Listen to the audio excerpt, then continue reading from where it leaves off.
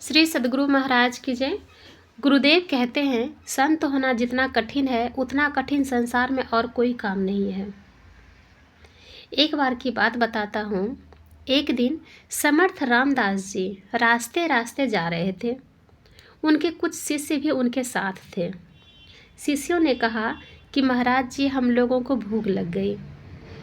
उन्होंने शिष्यों से कहा, अभी तो पास में कुछ नहीं है। चलते चलते देखा कि एक खेत में बाली लगी हुई थी। शिष्यों ने पूछा, कहिए तो बाली तोड़ लूं? समर्थ रामदास जी ने कहा, दूसरे के खेत की बाली मत तोड़ो।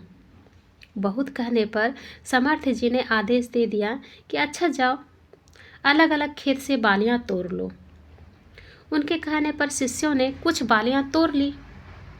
खेत वाला दूर से ही देख रहा था।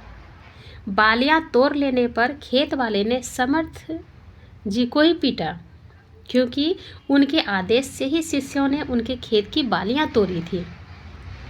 पीटे जाने पर भी समर्थ जी ने शिष्यों से कहा, देखो, यह बात शिवा से मत कहना, नहीं तो शिवा इस खेत वाले को दंड देगा। शिवा जी अपने हाथ से उनकी सेवा करते थे।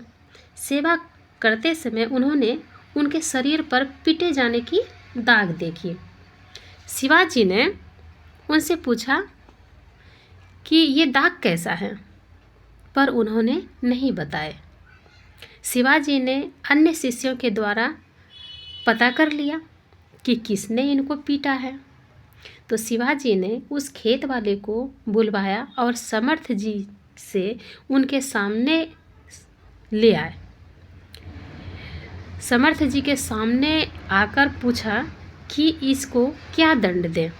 समर्थ जी ने कहा, देखो शिवा, इसने ठीक किया है, इसकी कोई गलती नहीं है, इसे कोई भी दंड मत दो। वह खेत वाला बेचारा थर थर कांपने लगा। समर्थ रामदास जी ने कहा, शिवा, इसकी जमीन का खजाना माफ़ कर दो। मार खाकर भी खजाना माफ़ करवा दिया। दुख सुख समान तब हो जाते हैं जब समाधि लगती है।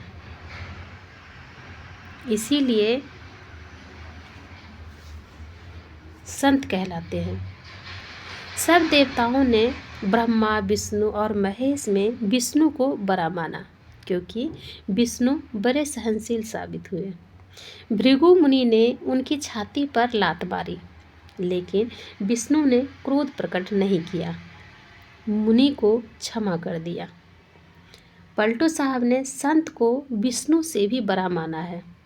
संत अपने दुख देने वाले की ओर ध्यान नहीं देते। श्री सद्गुरु महाराज की जय।